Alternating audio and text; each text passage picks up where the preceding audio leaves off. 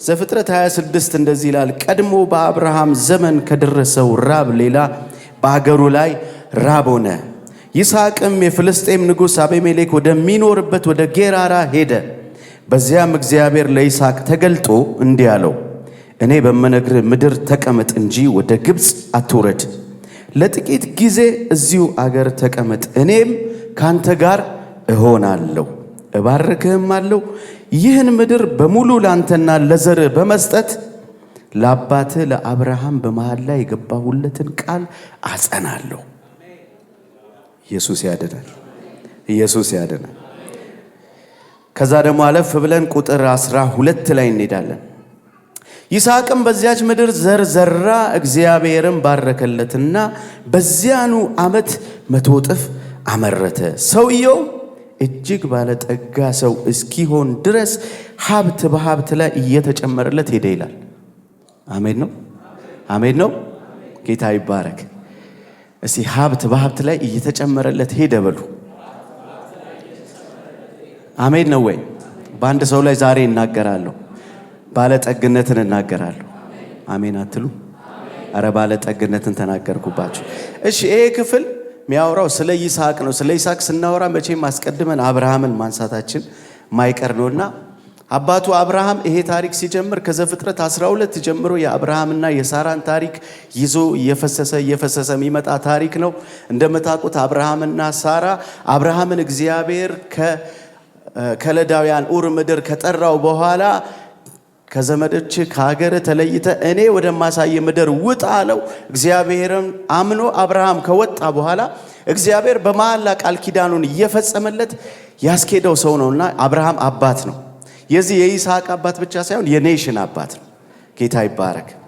እዚህ ምዕራፍ ላይ ቅድም ያነበብኩት ምዕራፍ ላይ ይስሐቅ አብርሃምና ሳራ ከሞቱ በኋላ ወደ ጌራራ ምድር ከሄደ በኋላ የተፈጸመ ታሪክ ነውና ምዕራፉ እንደሚነግረን በአባቱ በአብርሃም ዘመን ራብ ተፈጽሞ ነበር ይለናል። ራብ ተከስቶ ነበርና ያ የተከሰተው ረሃብ አብርሃም ወደ ግብፅ ወርዶ ያንን ራብ እንዳመለጠ ይስሐቅም ልክ ይሄ ረሃብ ሲከሰት እንደ አባቴ እንደ አብርሃም ረሃቡን ወርጄ ወደ ግብፅ አመልጣለሁ ብሎ ሲያስብ እግዚአብሔር ተገለጠለትና እንደዚህ ያለው፣ ልክ ነህ አብርሃም ረሃቡን ያመለጠው ወደ ግብፅ ወርዶ ነው፣ አንተ ግን ሄደህ አይደለም እዚሁ ቁጭ ብለህ አስበልጣለሁ አለው።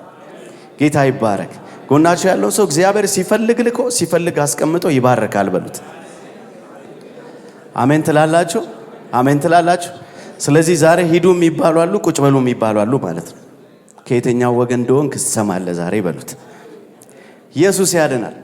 በጣም ነው የሚገርመው። አብርሃም የራቡን ዘመን ወደ ግብፅ ወረደና አመለጠው። ስለዚህ ይስሐቅ አንድ የሚያውቀው ነገር አለ።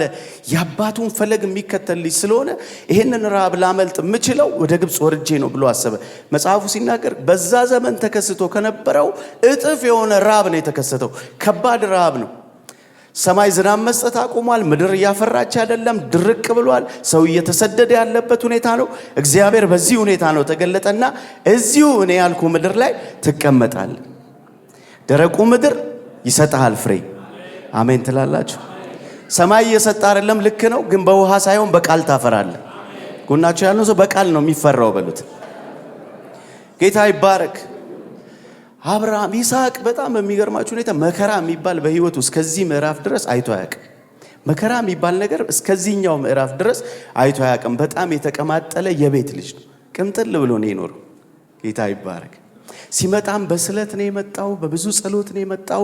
የእግዚአብሔር የተስፋ ቃል ልጅ ነው ተሰጥቷቸዋል። ገላትያ እንኳን ጳውሎስ ሲጽፍልን የጨዋይቱ ልጅ ከባሪያይቱ ልጅ እኩል አይወርስም የተባለለት ነው። የጨዋ ልጅ ነው። አሜን። በእግዚአብሔር ፕሮግራም የመጣ ነው። ቤት ውስጥ ጉንጉምታ የፈጠረ ልጅ አይደለም። አብርሃምም ሳራም እግዚአብሔርም እኩል የተስማሙበት ልጅ ነው።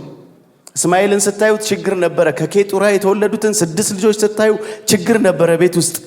በይስሐቅ ግን ሙሉ ቤቱ ደስተኛ ነበረ እና ይሄ ይስሐቅ ምንም ችግር ያላየ ልጅ ነው። ሚስት እንኳን ተልኮ ነው የመጣለት። እስቲ ሚስት ትምጣለት ተብሎ ነው ተልኮ ሎሌ ይዞለት ነው የመጣውና አለፋም አልደከመም። ምንም የደከመ ሰው አይደለም። እና ቻሌንጅ ሲገጥመው ለመጀመሪያ ጊዜ ነው የገጠመው። አብርሃም ከመሞቱ በፊት ርስት እንዳይካፈሉት ብሎ ወንድሞቹም ቦታ ሰጥቶ ለስድስቱም ልጆች ርስት ሰጥቶ አከፋፍሎ እኔ ከሞትኩ በኋላ እንዳይነሱበት እንዳይበጠብጡት ብሎ አደላድሎለት ነው ሄደው።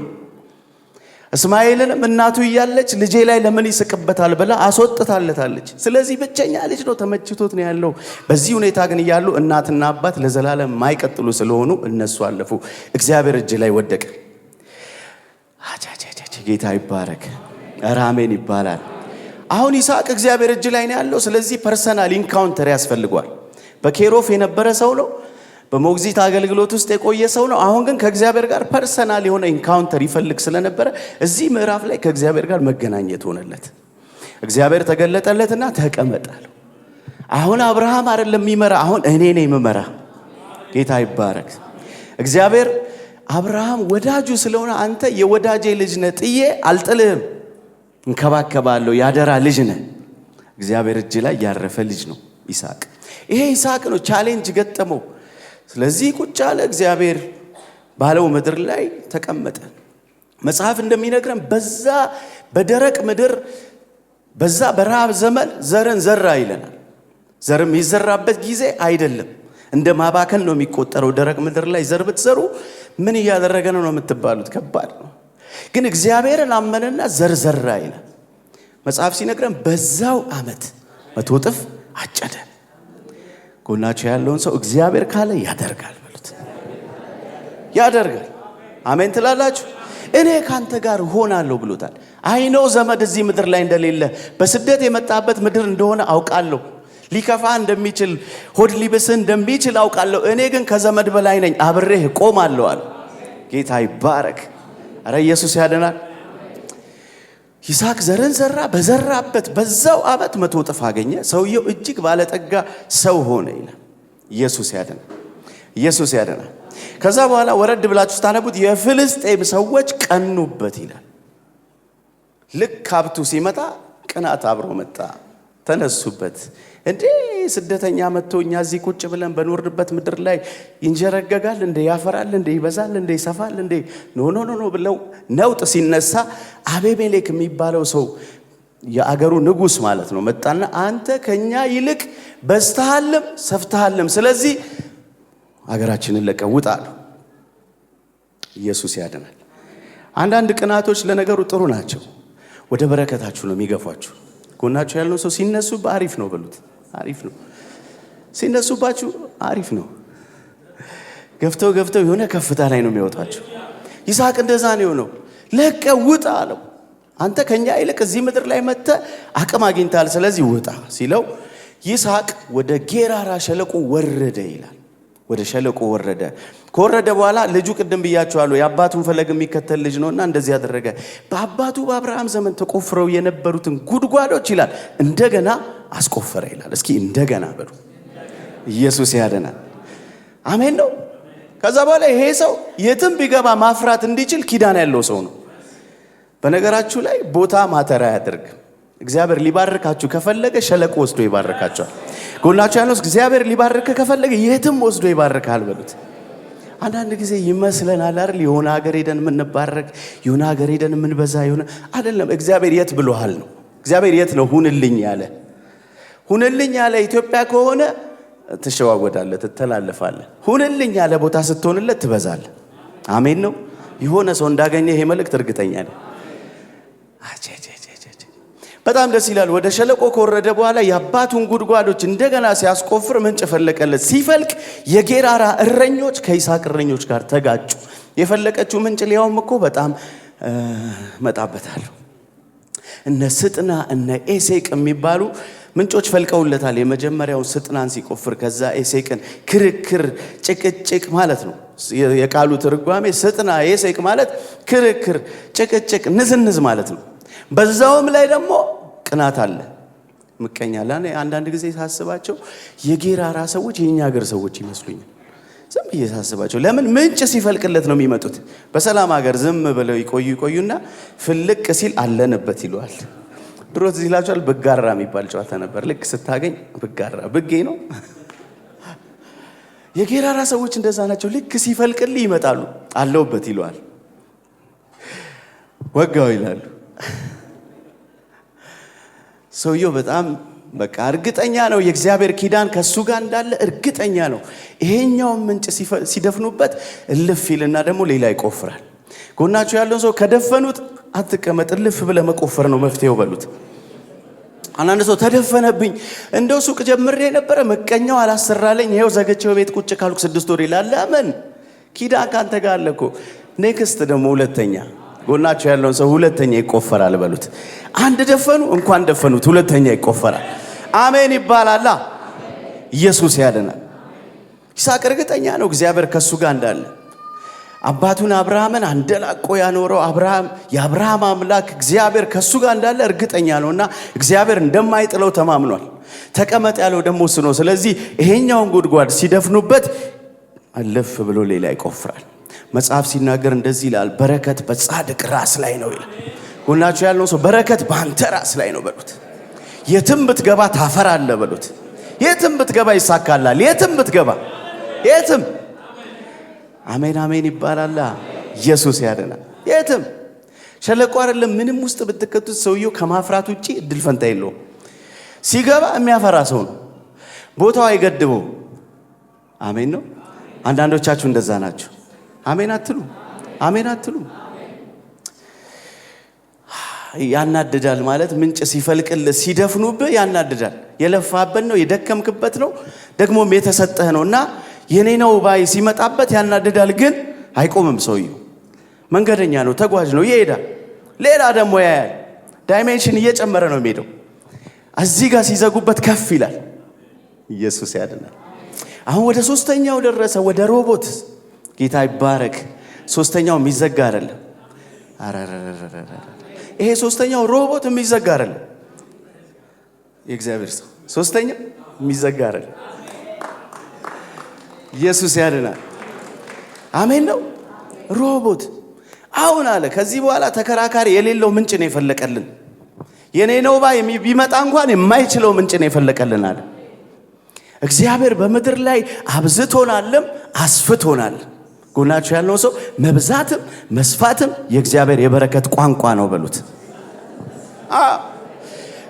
እግዚአብሔር ሊያበዛችሁ ሲወድ ያሰፋችኋል። ምክንያቱም ባልሰፋ ግዛት ውስጥ መብዛት ስለማትችሉ ማለት ነው። ጠባብ በሆነች በዚች ውስጥ ቁጥር በጨመርባችሁ ይፈሳል እንጂ አይሆንም። ስለዚህ ያለው እድል ይህን ማስፋት ነው። ጎናችሁ ያለው ሰው ሰፋ ሰፋ አድርግ በሉት። አትጣበብ በሉት። አትጣበብ። የሆነች 4 በ4 ኮንዶሚኒየም ምና አትበል በሉት። የሆነ ትልቅ ነገር ፈልግ በሉት። አሜን ነው ወይ?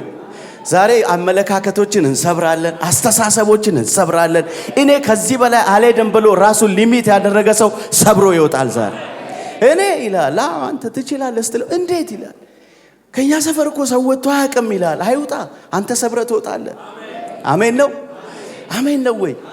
እንደዛ ነው። አሁን አለ ሮቦት ሆኖልናል። ከዚህ በኋላ እንበዛለን ደግሞ እንሰፋለን። አሜን ነው ወይ? አንድ ጊዜ ያቤጽ የሚባል ታስታውሱታላችሁ። እናቱ በምጥ በጣር ወልጄዋለሁ ብላ ስሙን ያቤጽ አለችው ይላል። ያቤጽ አለችው እና እናቱ ናት ስትወልድ ፔን ስለነበራት ህመም ማለት ነው፣ ጭንቅ ማለት ነው። የስሙ ትርጓሜ ያቤጽ ማለት ህመም፣ ጭንቅ። ስትወልደው በብዙ ጣር ስለወለደችው የጣር ልጅ ነው ብላ ያቤጽ አለችው። ያቤጽ ካደገ በኋላ ግን አንድ ጸሎት ጸለየ። አቤቱ አለ መባረክን ባርከኝ፣ አገሬንም እጅ ከኔ ጋር አቤት መባረክን ባርከኛ፣ አገሬን አስፋለ። እንዴ ያቤጽ ከተባለ ጭንቅ ከተባለ ጣር ከተባለ ይሄ እንኳን በጣም ከወንድሞቹ በጣም አስጨናቂ ታች ነው ከተባለ ሰው የሚጸለይ ጸሎት አይደል። እኔ በሆነ ያቤጽን አቤቱ ስሜን ቀይርልኝ ነው የምጸልየው። አቤቱ ስሜን እስከ መቼ ያቤጽ እባላለሁ? እስከ መቼ ሰፈር ሰው ሁሉ አንተ ችግረኛ እያለኝ ነው? ስሜን ቀይር ነው የምለው። ያቤጽ ግድ አልሰጠውም፣ ወጣ። ኔሽን ነው የሚታየው ሰውየው። አቤት አቤት። አንዳንድ ሰዎች እንደዛ ናቸው። የሚያዩት ሩቅ ነው። የንስር አይን ነው ያላቸው፣ ሩቅ ያሉ።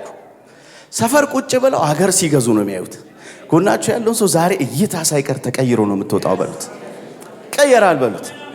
ይጸልያል። ለካ አንተ አገር ስጠኝ ተብሎ ለካ ይጸልያል። ያቤት ጸለየ፣ ወደ እስራኤል አምላክ ጸለየ። የእስራኤል አምላክ ልመናውን ሰማው ይላል። ጌታ ይባረክ። ኧረ አሜን ነው ወይ? የትም ሰፈር ሆነ ጸልይ ትሰማለህ። ለምን ነው ወደ እስራኤል አምላክ የሚለው? የእስራኤል አምላክን ያቤጽ እንዴት አወቀው? የነ አብርሃምን የነ ይስሐቅን የነ ያዕቆብን አምላክ ኪዳን መፈጸም የሚችል አምላክ እንደሆነ ያቤጽ እርግጠኛ ነበረ። ከምን ሰፈር አውጥቶ ምን ማድረግ የሚችል አምላክ እንደሆነ አውቋል። የትም ሆኜ ይህን ጸሎት በጸልይ ወደ እስራኤል አምላክ ልመናዬ ይሰማል ብሎ አምኖ ነው የጸለየው። አገሬን አለ አስፋው ጠቦኛል።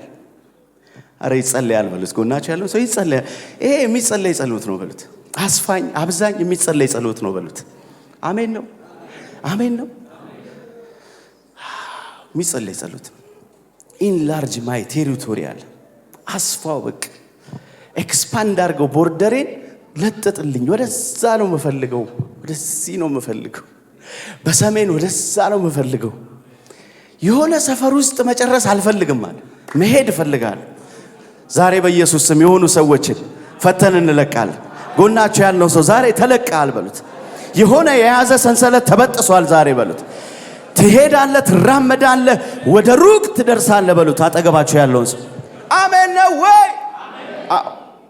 ይጸልያል። ካንተ እጅ ከኔ ጋር ትሁናል ማለት ዝም ብዬ ኖርማል ሆኜ መኖር አልፈልግም፣ በልዩነት መኖር እፈልጋለሁ። እግዚአብሔር አብሮት ያለ ሰው ያስታውቃል። በነገራችን አንተ ከኔ ጋር ሁን ማለት ነው። እጅ ከኔ ጋር ትሁን፣ ያንተ ፕሬዘንስ አብሮኝ ይንቀሳቀስ።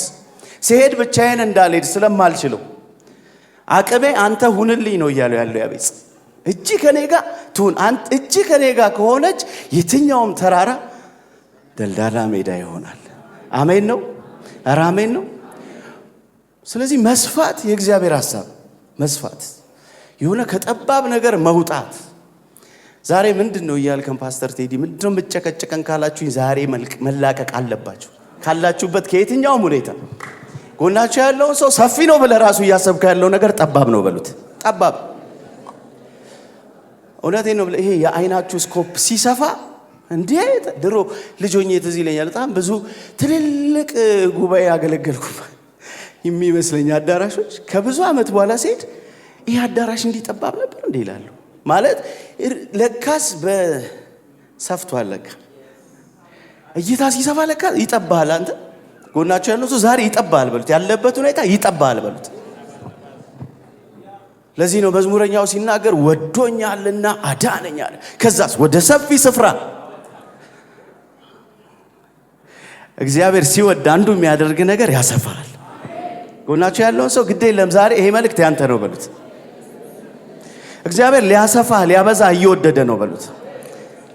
ብቻህን ይጠራና አገር ያረጋል። ብቻህን ጠርቶ ብቻህን ይጠራል። አይመስልም? ለብቻ መጀመሪያ ላይ ስትጠራ አሁን እኔ በዛለው ትላለህ፣ አገር ያረጋል። አብርሃም እንደዛ ነው ያደረገው። ሊቆጥሩ አይችሉም አሉ። ይሄንን ቁጥር አለው አይችልም፣ ይሄንን ቁጥር አለው አይችልም። የሰማይ ከዋክብት የምድር አሸዋ እንደዚህ ነው የምትሆነው አሉ። አንዱን ጠርቶት ከከለዳውያን ኡር ምድር የብዙዎች አባት አደረገው። ጎናችሁ ያለው ሰው ግድ የለም ዛሬ ይሄ መልእክት ያንተ ነው በሉት። ዋው! የሆነ ሰው እየተነካካ እንዳለ ያስታውቀኛል።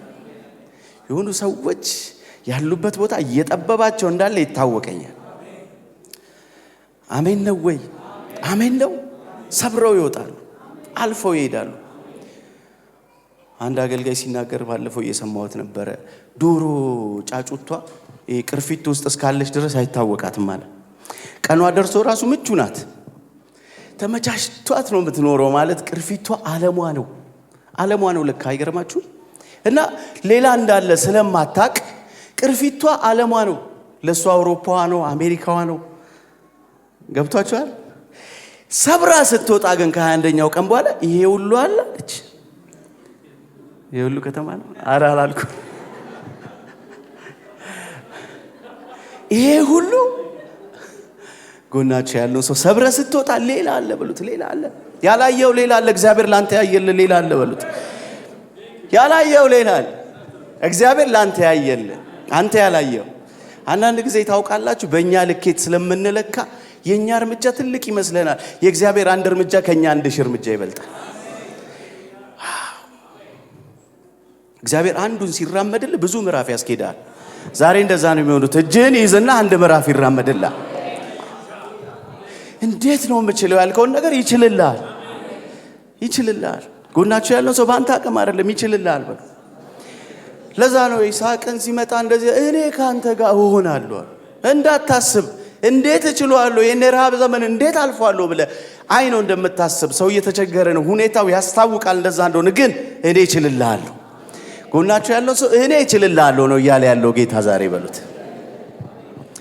አሜን ነው ወይ ኢየሱስ ያድናል ደስ ይያላችሁ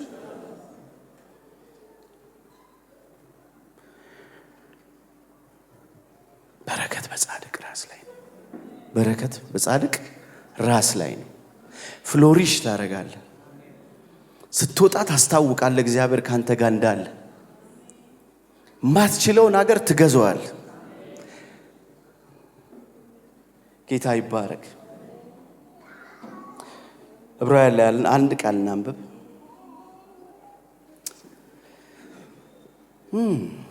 ዕብራውያን 6:13 ላይ ያለ ቃል ነው እንደዚህ ይላል እግዚአብሔር ለአብርሃም ተስፋ በሰጠው ጊዜ ይላል በእውነት እየባረኩ እባርካለሁ እያበዛሁ አበዛለሁ አረ እግዚአብሔር ዛሬ ምን ሊለን የፈለገው እየባረኩ እባርካለሁ እያበዛሁ አበዛለሁ ብሎ ከርሱ በሚበልጥ በማንም ሊምል ስላልቻለ በራሱ ማለት ዋው እግዚአብሔር ሊምልለት ፈለገና ለአብርሃም ሲመለከት ማንም የለም ከሱ የሚበልጥ እውነት እናቴ ትሙት እንደምንለውኛ ማለት ነው እኔ አበዛለሁ እየባረኩ ባረካለሁ እያበዛው አበዛለሁ ብሎ ከሱ የሚበልጥ በሌላ ሊምልለት ስላልቻለ በራሱ እግዚአብሔር ለአብርሃም በራሱ በመሐላ ነው ኪዳኑን አጽንቶለት ያስኬደው ዛሬ እንደዚህ በሉት ጎናችሁ ያለውን ሰው እግዚአብሔር ለአብርሃም የሰጠው ያ የተስፋ ቃል ያንተም ቃል ነው በሉት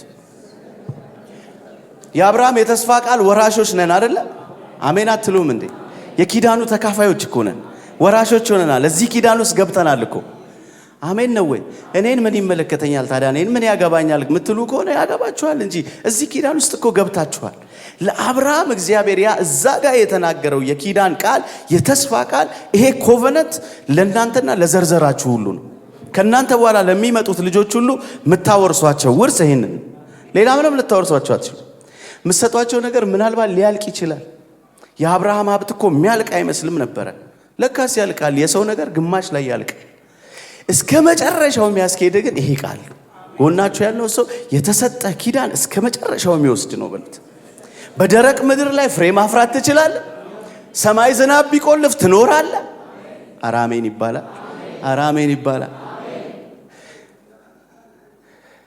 እንደው እኔ አሁን ዝም ብዬ ከቃሉ ስለምጠቅስ ነው እንጂ የኛ ታምር እኮ ራሱ የኛ ኑሮ ራሱ ታምር ነው ኢትዮጵያ ውስጥ ምን ኖሮ እኮ ይሄንን ማለት እኮ እውነቴን እኮ ነው ብላችሁ ሪፈር ማድረግ አያስፈልግም ሌላ ቦታ ሄደን የእግዚአብሔርን ታምራት በራሳችሁ ህይወት ታዩታላችሁ በማይኖር ሁኔታው ስትኖሩ አይታችሁ አታውቁ እግዚአብሔር እኮ ነው ጎናችሁ ያለ ሰው ያኖር ያለው እኮ ይሄ ኪዳን ነው በሉት ይሄ ኪዳን እኮ ስላለ እንዳይመስል እየኖርክ ያለው አይደለም ስለተገባለ ኪዳን ነው እየኖርክ ያለው አሜን ነው ወይ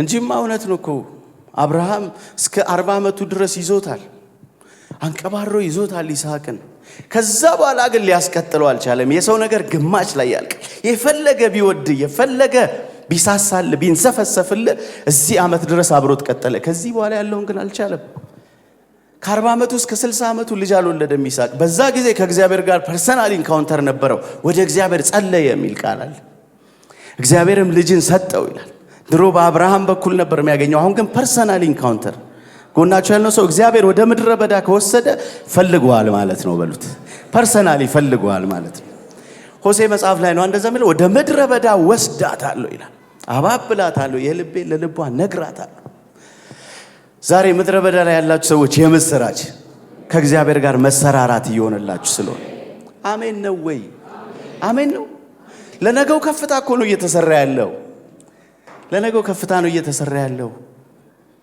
አንዳንድ ጊዜ ሳንሰራ ብንወጣ ስለማናምር ወሰድ አድርጎ አሸት አድርጎ ቀረጽ አድርጎ ሲያወጣ ዋው ትላለህ ወርቅ በእሳት ተፈትኖ ሲወጣ ዲስፕሌይ ላይ ቁጭ ሲል ውድ እንደሚሆነው ማለት ነው ጎናችሁ ያለው ሰው እግዚአብሔር እየሰራ ከሆነ እሰየው ብሉት ደስ ይላል አሜን ነው አራሜን ፍዝዝ አላችሁብኝ። ደስ ብሏችሁ ነው ወይስ? ጌታ ይባረክ። ምንድነው እያልከን ያለው ፓስተር ቴዲ? እግዚአብሔር ይባርካል። እግዚአብሔር ያለምንም ይባርካል። የሆነ ነገር ኖሮ አይደለም፣ ምንጭ ኖሮ ምናምን ብቻ አይደለም፣ በደረቅ ይባርካል። በደረቅ እግዚአብሔር ባራኪ ነው። ኤሎሂም ባራክ ይላሉ ዕብራይስጥ። እግዚአብሔር ያለምንም ይባርካል። አሜን ነው ወይ? በደረቁ ይባርካል። ጎናችሁ ያለ ሰው በደረቁ ይባርካል ማለት የሆነ ነገር በቃ ወጋገን ስናይ ብቻ አይደለም ምናምነው፣ ድቅድቅ ባለው ጨለማ ውስጥም እናምነዋል። የሆነ ፍንጥቅ ሲልማ ያኔማ ማንም ያምናል። በድቅድቅ ጨለማ ውስጥ ካመንከው አንተ ትክክለኛ አማኝ ነህ። በማይቻል ሁኔታ ውስጥ ይሄ እንኳን የሚያልፍ አይመስልም የምትለው ሁኔታ ውስጥ ሆነ እግዚአብሔር ያኖራል ስትል ያኔ እግዚአብሔር እንደዚህ ይላል፣ እውነት ነው። ማረጋገጫ ይመታልሃል። ጌታ ይባረክ። ኢየሱስ ያድናል። ጎናችሁ ያለው ሰው እግዚአብሔር ያኖራል በሉት። እግዚአብሔር በሱ የሚታመኑትን ደግሞ ያውቃል። በሱ የሚታመኑትን ያውቃል ይላል። ኢየሱስ ያድናል። ለአብርሃም እንደዛ ነው ያለው። ለአብርሃም ያደረገለት ያን ነው። የዕብራውያን ጸሐፊ ሲጽፍልን በሌላ ሊምል ስላልቻለ በራሱ ምሎ እግዚአብሔር ከወደደ በራሱ ምሎ ኪዳኑን ይፈጽማል። ኢየሱስ ያድናል። መጽሐፍ እንደሚል እግዚአብሔርን በመተማመን የሚጠባበቁ ኃይላቸውን ያድሳሉ እንደ ንስር በክንፍ። በሱ የሚታመኑትን ያውቃል። ጎናቸው ያለ ሰው በሱ የሚታመኑትን ያውቃል በሉት። እየወደቁ አይደሉም የሚሄዱት፣ ከፍ እያሉ ነው የሚሄዱት። እየወደቁ አይደሉም የሚሄዱት። በነገራችን ላይ እግዚአብሔርን የሚታመኑ ኃይላቸውን እያደሱ ነው የሚሄዱት። አንድ ጊዜ አንድ ሰባኪ ሲያወራ የሰማሁት በጣም የገረመኝ ቴስቲሞኒ፣ አንድ የግል አውሮፕላን ውስጥ ሆነው እየሄዱ አንድ እግዚአብሔር ሰው ነው ወደ ሆነ ክሩሴድ እየሄደ የግል አውሮፕላን ውስጥ ፍላይት ከጀመሩ በኋላ ከሆነ ከፍታ በኋላ ፍላይት አስተናጋጇ ትመጣና አረ ጉድ ሆነናል ትለዋለች ለአብራሪው። ጉድ ሆነናል ምን ተፈጠረ ሲላት፣ ኮብራ ባባለ እንትና ፍላይታችን ላይ። እንዴት ምን ሲያረገባ አላውቅም። ምንድነው መታረገን? አትጨነቂ ሪላክስ አርጊ አላት። ሪላክስ አርጊ ምን ማለት ነው? ከባድ ኮብራ ባብ ነው እኮ። አትጨነቂ ሪላክስ አርጊ አላት። ሰውየው ኢሚዲየትሊ ኮሙኒኬት አደረገና ከፍታውን ጨመራለ። ከፍታውን ከጨመረ በኋላ እስከ ላይ ካወጣው በኋላ ጠራት። አሁን እስቲ አሁን ቼክ አርጊው አለ ወይስ የለም ብሎ ጠየቃታሉ። ስትሄድ ባቡ ወድቋል።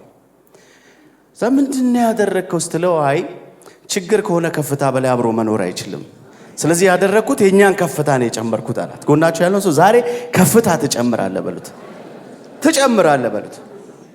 አንዳንድ ነገር ሊቋቋም በማይችለው ከፍታ ከፍ ትላለህ። አሜን ነው ወይ? እግዚአብሔርን በመተማመን የሚጠባበቁ ኃይላቸውን ያድሳሉ፣ እንደ ንስር በክንፍ ይወጣሉ። አሜን ነው ወይ? ኧረ አሜን ነው ወይ? ስለዚህ እግዚአብሔር ያኖራል። ጎናችሁ ያለው ሰው እግዚአብሔር ያኖራል በሉት። እግዚአብሔር በደረቅ ምድር ማኖር ይችላል በሉት። እግዚአብሔር ያለምንም ማኖር ይችላል በሉት። አሜን ትላላችሁ ወይ?